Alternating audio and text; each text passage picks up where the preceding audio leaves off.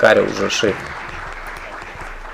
Štai pristatymą tokį turiu, tarsi versdamas pasenusį popierių, gal šiek tiek impregnuota krauju, žemės skonių prisodrinta dvokianti. Tai tik kario rašyti laiškai, kelios mintys sudėliotos į pastabas, o jeigu jums kažkas negerai, tai tik dėl to, kad viskas pro ašaras.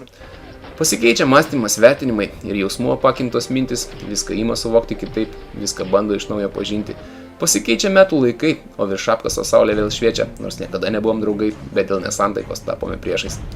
Daug dar visko buvo ir bus, jei tik užrašus šios kas skaitytų, kaip per naktį prilijo batus, vos užsnūdus tarp skeveldrų ir plytų. Apie tai, kaip jaučiuosi sunkus, savo mąstymų, sopulių, klėdėsiu, nors retai aplankas kapus, jei tik grįšiu, užsuksiu ten mėnesiui.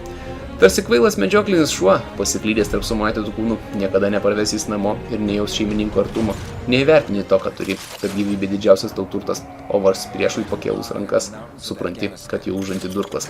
Taip dar vieną pastraipą baigiu, buodžia tapo atrama sielai ir kūnui, tik prie jos prisiglaudęs galiu, jaustis tvirtų saugių per atstumą. Pamiršau jau gimtuosius namus, mano pastangas įvertina ant pečiais, bet ar ženkleliai nudžiugnis tėvus, kai sūnų nesulaukia penkmečiais. Ar belauks manęs mergina, kuri su ašarom mane išlydėjo, su kiekviena lemtinga diena klausiu saulės, žemės ir vėjo. Net jei aš nerimauti turiu, nepranešk, čia ir taip dienas sunkios, juk nenori būti kariu, džiugiai laukiančių savo skirtos kulkos. Dar suteik truputėlį jėgų, kaip anksčiau linkėjai ir tąsyk, juk aš viską iškesti galiu, tik užuojautos nepriimu drąsiai. Palinkėk truputėlį sėkmės, atidumo, ramybės ir laimės ir neverk, nes jau tuoj nueidės paskutiniai pabūklai ir salvės.